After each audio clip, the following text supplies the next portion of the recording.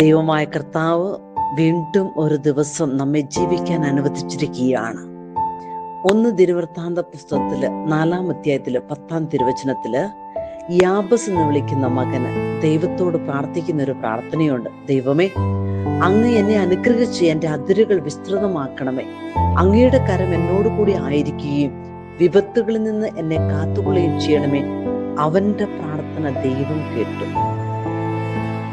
നമ്മൾ ഓർക്കണം, നമ്മുടെ ചുറ്റും വസിക്കുന്നവര്, നമ്മൾ കാണുന്നവര്, നമ്മൾ കേൾക്കുന്നവര്, നമ്മുടെ സാന്നിധ്യം അനുഭവിക്കുന്നവര്, അവരെ ദൈവകരങ്ങളിൽ കൊടുത്ത് നമ്മുടെ ഹൃദയം വിശാലമാക്കണം, നമ്മുടെ പ്രാർത്ഥന വിശാലമാക്കണം, നമ്മുടെ മനസ്സ് വിശാലമാക്കണം. നമ്മുടെ അതിരുകൾ വിശാലമാക്കുമ്പോൾ ദൈവത്തിന്റെ ശക്തമായിട്ടുള്ള കരം നമ്മുടെ കൂടെയുണ്ട്. എല്ലാ വിപത്തുകളിൽ നിന്നും നമ്മെ, നമ്മുടെ ചുറ്റുപാടിനെ കാത്തു സംരക്ഷിക്കാൻ കൂടെയുള്ളവൻ നമ്മുടെ കൂടെയുണ്ട്. ഒരു വലിയൊരു വിശ്വാസം. നമ്മുടെ പ്രാർത്ഥന ഇങ്ങനെയായിരിക്കണം.